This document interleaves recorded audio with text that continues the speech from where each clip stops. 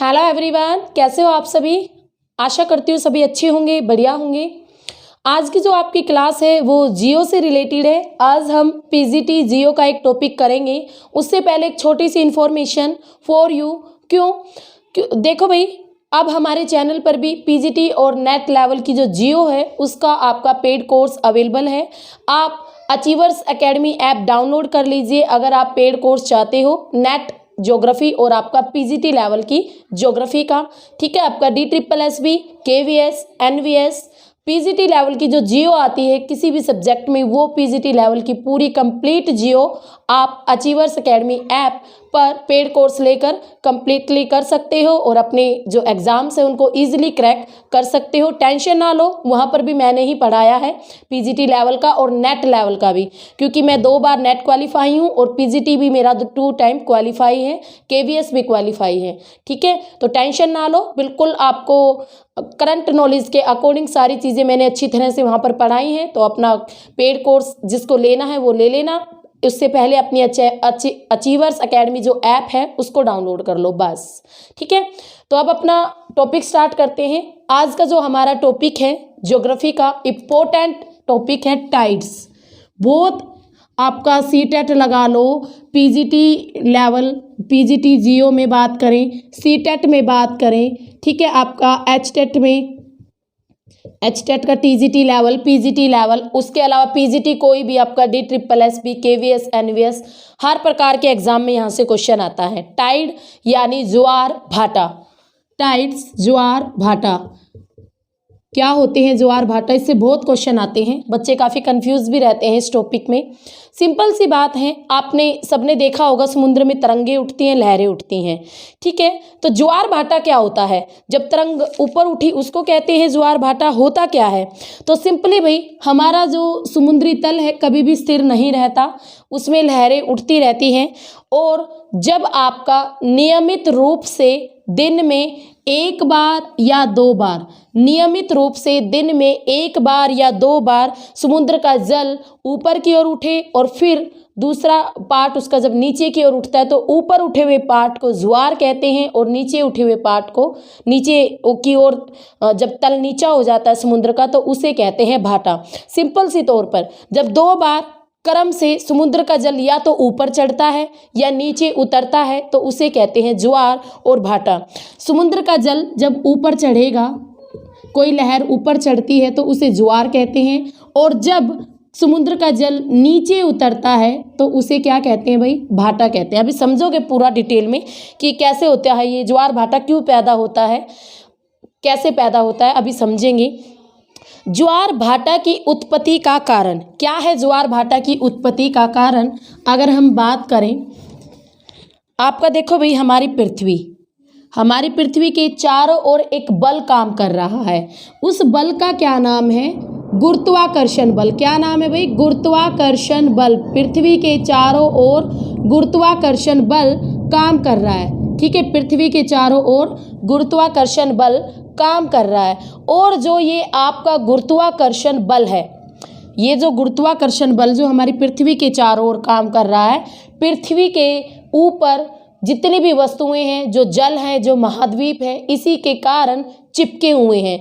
यानी जो पृथ्वी का जलीय भाग है वो पृथ्वी के केंद्र के साथ चिपका हुआ है। किसके कारण, गुरुत्वाकर्षण बल के कारण। तो पृथ्वी के केंद्र की ओर आकर्षित है सारा का सारा महासागरीय पार्ट, किसके कारण, गुरुत्वाकर्षण बल के कारण, क्योंकि इस बल में ये बल चीज़ों को अपनी तरफ खींचता है।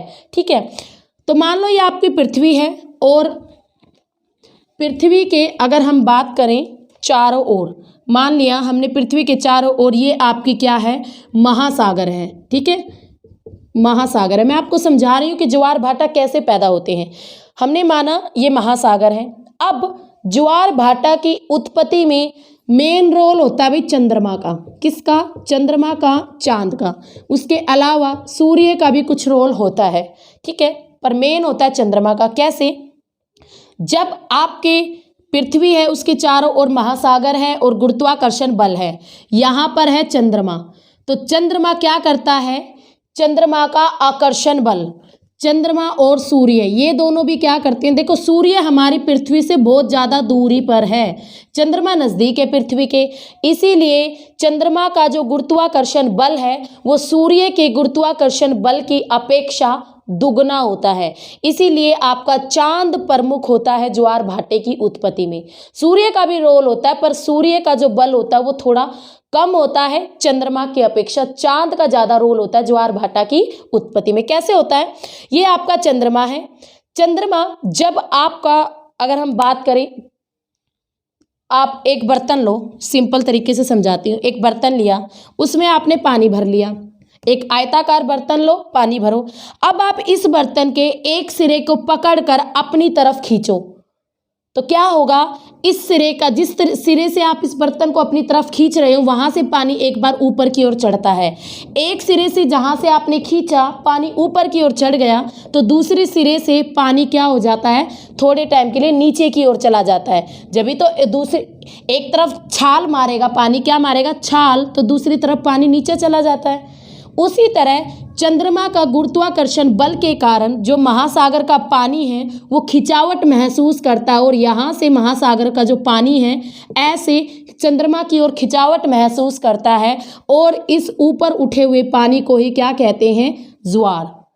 अब मैंने एक चीज़ कही थी भाई, दिन में या तो एक बार या 2 बार। अब एक बार का तो आपको समझ में आ गया, अब दूसरी बार ज्वार कैसा पैदा होता है। एक तो समझ में आ गया कि भाई चंद्रमा का आकर्षण बल, चंद्रमा का आकर्षण बल के कारण ज्वार पैदा हो गया। अब विपरीत स्थिति में, ठीक है, यहाँ पर तो आपको पता चल गया चंद्रमा का आकर्षण बल के कारण ज्वार पैदा हो गया। विपरीत स्थिति में यहाँ पर भी एक ज्वार पैदा होता है, बिल्कुल यहाँ जहाँ पर ज्वार पैदा होगा उसकी विपरीत स्थिति में एक दूसरा ज्वार भी पैदा होता है और ये पैदा होता है भाई अपकेंद्री बल के कारण, अपकेंद्री बल के कारण, जो कि आपकी घूर्णन गति के कारण, ठीक है, पृथ्वी की घूर्णन गति के कारण और परिभ्रमण गति के कारण जो बल पैदा होता है उसकी वजह से दूसरा ज्वार भी आता है पृथ्वी पर। तो एक ज्वार चंद्रमा के कारण आता है। तो एग्जाम में क्वेश्चन आए, देखो एग्जाम में क्वेश्चन आए, चंद्रमा के प्रभाव से आने वाला जो ज्वार है वो आकर्षण बल के कारण आया और चंद्रमा के जो ज्वार चंद्रमा के आकर्षण से आया था उसकी विपरीत दिशा में जो ज्वार आया है वो किसके कारण आता है, तो वो भाई अपकेंद्रीय बल के कारण आता है, पृथ्वी की अपकेंद्रीय बल के कारण, क्योंकि हमारी पृथ्वी घूर्णन कर रही है, एक तरफ से पानी का ऐसा खिंचावट होता है। तो देखो यहाँ से पानी ऊंचा उठा तो यहाँ से फिर पानी नीचे की ओर धंसता है, यहाँ से पानी क्या होता है, नीचे की ओर धंसता है, ऐसे नीचे की ओर धंसता है।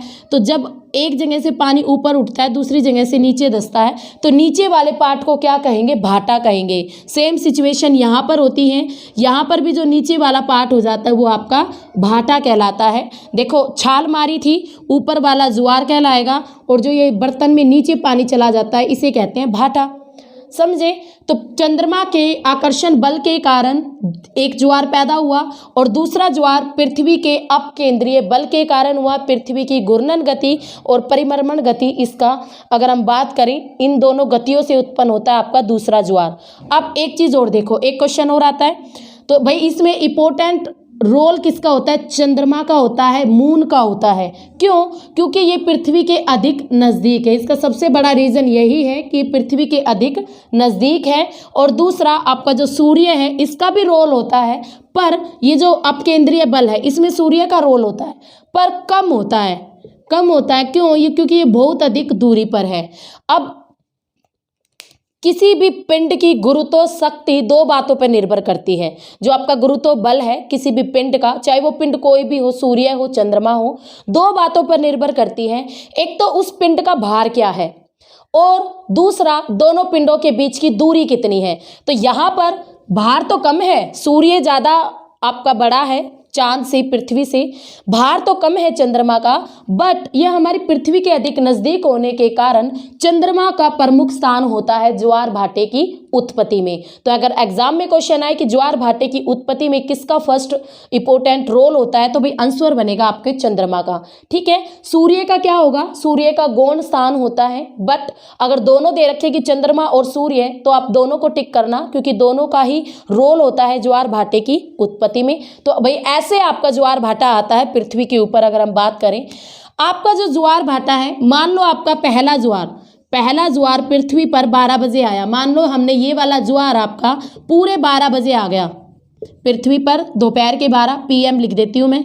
तो अगला ज्वार जो आता है आपका कब आएगा, 12:26 AM। ठीक है, रात के जब आप सो रहे होंगे वो वाला टाइम है। यानी एक ज्वार के बाद दूसरे ज्वार को आने में 12 घंटे और 26 मिनट लगते हैं।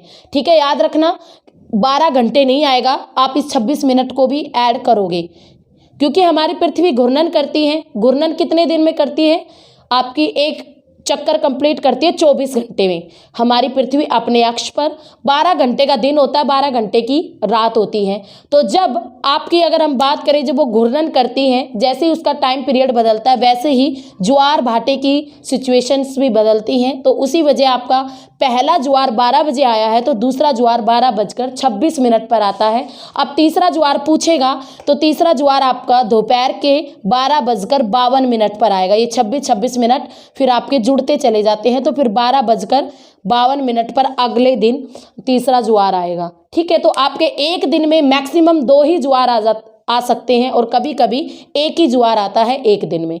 तो ये चीज़ आपने समझ ली है। आपने चंद्रमा का रोल समझ लिया है, ज्वार भाटे की उत्पत्ति में सूर्य का समझ लिया है। तो चंद्रमा का बिल्कुल प्रमुख स्थान होता है और सूर्य का गौण स्थान होता है। एक तरफ चंद्रमा के प्रभाव से ज्वार पैदा होता है, और दूसरी तरफ विपरीत दिशा में अपकेंद्रीय बल के कारण, जो कि पृथ्वी की घूर्णन गति के कारण पैदा होता है, उसकी वजह से आपके ज्वार पैदा होते हैं, ज्वार भाटा पैदा होते हैं।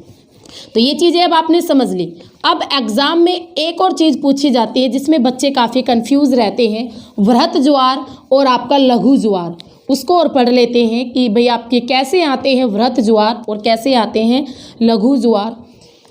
ठीक है, ये हम अगर बात करें आपका सूर्य, चंद्रमा और पृथ्वी, सूर्य, चंद्रमा और पृथ्वी, इन तीनों की दिशाओं की वजह से, यानी इन तीनों की स्थितियों की वजह से, ये किस डायरेक्शन में है, इन तीनों की स्थितियों की वजह से या स्थितियों के कारण आपके जो ज्वार भाटा होते हैं 2 प्रकार के होते हैं।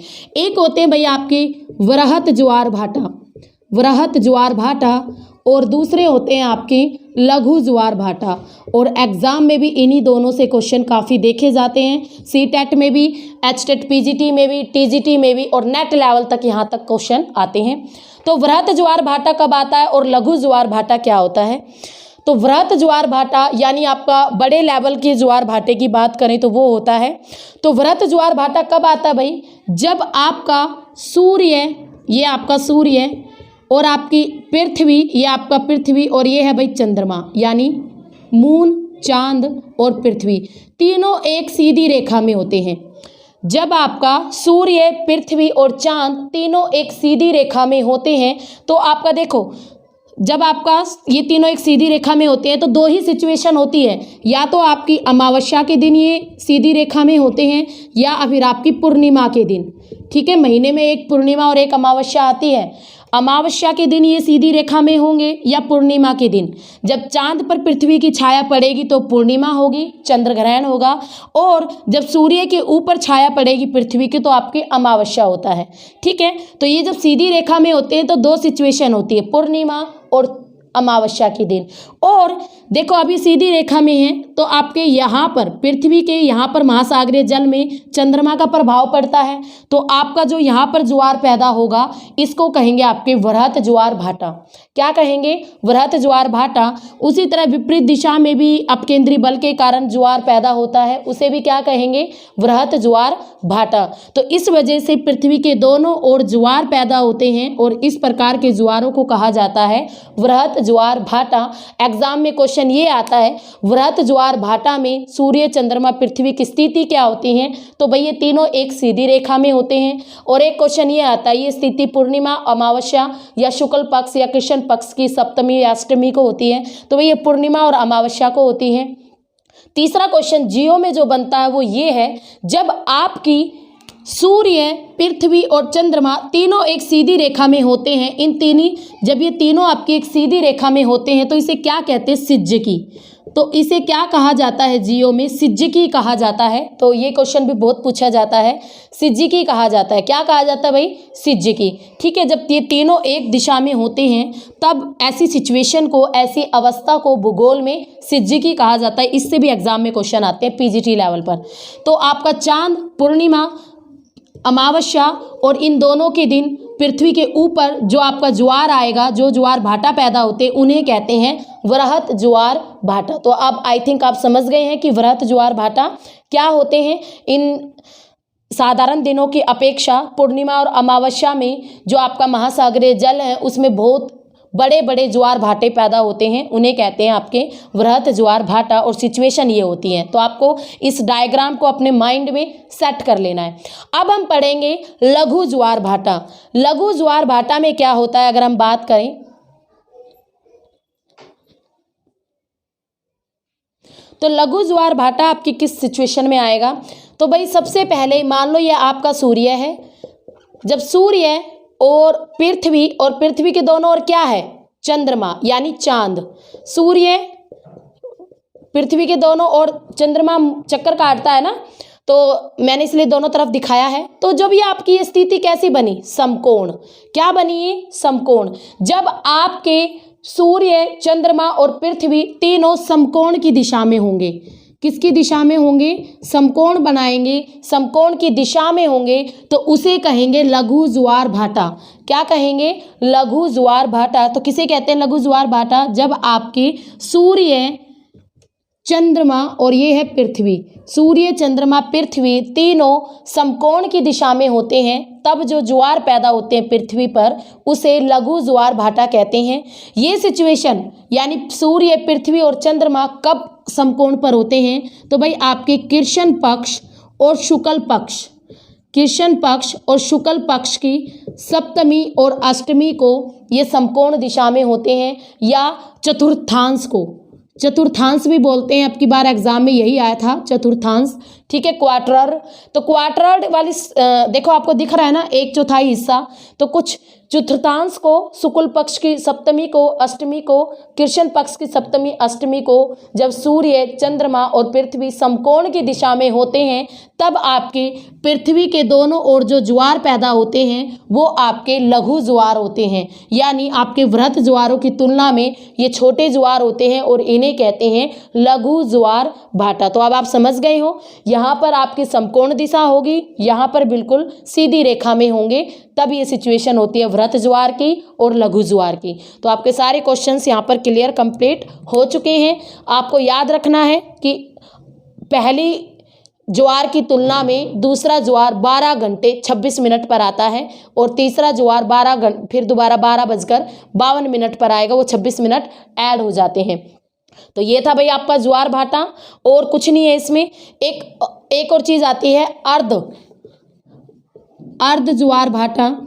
अर्ध ज्वार भाटा किसे कहते हैं, अगर हम बात करें आपके एक दिन में अर्ध ज्वार भाटा होता है जब आपके एक दिन में एक ही बार ज्वार और भाटा आए। ठीक है, एक दिन में एक ही बार, तो क्या हुआ, वो आधे दिन में ही तो आया ना, तो उसको कहते हैं एक दिन में जब एक ही बार ज्वार और एक ही बार भाटा आता है तो उसे कहते हैं अर्ध ज्वार भाटा। दूसरा एक और होता है आपका मिश्रित ज्वार। मिश्रित ज्वार, जब आपके एक दिन में 2 ज्वार और 2 भाटे आए, बट उन दोनों ज्वारों की, दोनों भाटा की जो ऊंचाइयां हैं, पानी की जो ऊंचाई हैं वो आपकी एक समान नहीं होती है, तब उसे कहते हैं मिश्रित ज्वार। समझ गए? तो ये था आपका मिश्रित ज्वार, आपकी ज्वार भाटा। और अगर हम बात करें तो ये थी भाई आपका वृहत ज्वार भाटा, लघु ज्वार भाटा, पृथ्वी पर कैसे बनते हैं ज्वार भाटा, पूरा डीपली मैंने आपको स्टडी करवा दिया है। और आई थिंक इस छोटी सी वीडियो में आपको चीज़ें समझ में भी आ गई होंगी। अब इन्हीं चीज़ों को मैं 10 बार रिपीट करूँ, आपका भी टाइम वेस्ट करूँ, तो ऐसा होना नहीं चाहिए ना। ठीक है, तो ये था भाई आपका छोटा सा टॉपिक ज्वार भाटा। और जब क्लासेस की बात आती है तो इसी टॉपिक को हम एक एक 1.5 घंटे में कंप्लीट कराते हैं, पूरा डीपली स्टडी होती है। तो अगर आप पेड कोर्स लेना चाहते हो तो अचीवर्स अकेडमी ऐप डाउनलोड कर लेना। ठीक है, okay, thank you, have a nice day.